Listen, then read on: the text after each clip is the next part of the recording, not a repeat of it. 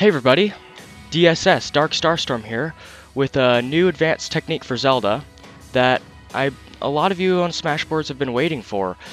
I've kept it secret for a while, but now it's time to raise the curtains and tell you guys what it is.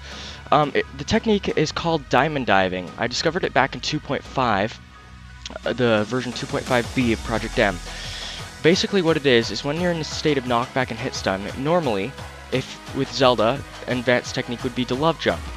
And that works, but the problem is Zelda already can't deal with juggling, so usually all it is delaying the inevitable. So with this, it's a way to take your foe by surprise and turn the tables and reset the game back to neutral. So when coming out knockback and hitstun, again, when you normally do the love jump, wait until all your momentum is cancelled. You're in the tumble animation, so don't do it after you've exited the tumble animation. So when you're in that animation, basically be reverse Nayrus. Now normally you do a fast fall Nayrus, but in this case you'll do something different. Let's show it. So in case you're wondering, the person I'm playing with is another smasher from Smashboards by the name of Nova. She's going to go ahead and get me up to around 100 damage. That's good. Actually, a little bit more. Do one more jab. A couple more. Good. Okay. Now, it doesn't just work at around 100 damage, but the thing is, with the move that I discovered this with was Falco's dash attack. Not yet. Was Falco's dash attack. It sends it at the right angle, and so I feel most comfortable doing it with the dash attack. Now, any move that sends you around a 45-degree angle will work. If it's a kill move, it's best used around 40%. If it's something as weak as Falco's dash attack, it's best used at higher percentages. So, I guess we should go ahead and do this. Go ahead and dash attack me. Sweet spot it. She's not using her controls, that's why. That's the diamond dive. Go ahead and do it again. Actually, let's get away from the sandbag. Okay. Go ahead. Sweet spotted. And also, she does not play Falco. Sweet spotted. There we go. Now, if you recoil special it, which I don't make a habit of practicing. There's a recoil special for the side B. If you recoil special it, I'll put it in a description on screen right now of how to do that.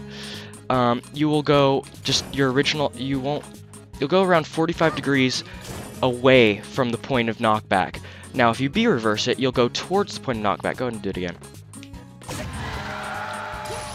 Yeah. So that's how you do it forwards. Go ahead and do it again. That's how you do it to the side. Falco's dash attack isn't the best example, I will be honest. It isn't the best, because it doesn't quite send it at the angle. Go ahead and do it. It sends it at more an angle like that, a more vertical angle, which isn't that conducive to doing this. Now, it's not bad, but it just isn't the best. Now, 45, which would be about that. 45 degrees is the best direction to do this. Hopefully I'm not rambling. So, if it's a vertical angle, you can't do it. What will end up happening is you just fast fall. Go ahead and up tilt. No, up tilt. You have to be... You'll just fast fall.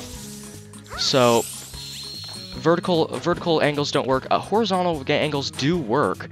The problem is with that is that you're going to be so low to the ground or off stage that they're going to hurt your recovery or just make you vulnerable, as if you did this. Like that. It's the same as doing a grounded one. So it's best used at around 45 because you'll be able to come back to where you started almost. Go ahead and do it again. No, dash attack. So yeah, that is the diamond dive, and it works with any 45-degree angle attack. So I'm actually going to, instead of just spending 10 minutes in the lab, I'm going to show a montage of some matches where it's used and how it can be helpful. Thank you, Supernova, for helping me with this. You can go ahead and do a celebratory up smash. Go ahead. And we'll be back with the montage.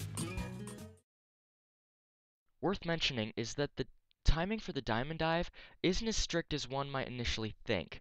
There's actually a 2-second window on average, and it also should be noted that the later you perform that technique in that window, the more horizontal that angle will be, while the earlier you perform the technique in that window, the more vertical it will be. So you should practice both timings in order to get the full use out of it. I tend to use the horizontal angle for recovery, while I use the vertical angle to stop jugglers and get out of combos. Zelda, before this technique is used, is actually very easy to juggle, but with this, it makes jugglers very cautious upon starting a combo, and that's exactly what you want, because the more cautious they are, the bigger chance that they actually won't start the combo because they think it's going to be defeated. Now, if you want to see more of my technique being performed, I'm leaving a link in the description of this video to another video where I'm going to be playing full matches where I use this technique, so you guys can see some of the setups for it. And all you Zelda haters out there, I posted some videos right here of the technique being defeated so that you guys can learn and that you guys don't think Zelda's OP. Okay, thanks. So, that's diamond diving. There are a couple other uses from what I've shown. Recovery, yes, but it's a move that, like all, you have to be very careful with. As you can see in the failed diamond dives thing, if you fail it, there can be huge consequences, and also characters like Falcon could just knee through it. So it's something you have to really be careful of. And oh, worthy mention, it'd be super easy for Marth just to start a Ken combo right out of your diamond dive. So something you should be careful with in tourney and only use when the situation is perfect. But like the love jump, it has applications, and if you use those applications, it makes Zelda a better character for it. I think it makes her matchup better for, say, I think it makes the Falco matchup better. It definitely, from my experience, has made the Wolf matchup better. Where's Wolf? Wolf matchup better. Mewtwo, I don't really think it affects much, although he can kind of juggle, well, he can juggle. His tail can get right through the diamond dive, so yeah, that's something to be wary of. But I think it makes some of her matchups just a lot better. Roy, Ganondorf, it affects a little bit. So yeah, there are some tricks to it that I'm not sure if I've said. I probably put them on screen during the montage, but if you DI away after DI with your direction of knockback after entering the tumble animation, it can increase your diamond dive's angle to up to about 45 degrees. So a 45 degree diamond dive, sometimes you'd want more, sometimes you want 45, sometimes you'd want less.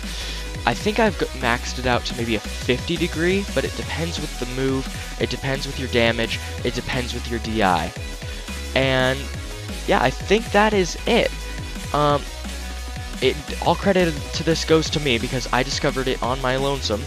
Though, you know, all competitors, professional smashers, and anyone, you're free to use this. That's why I'm releasing it here.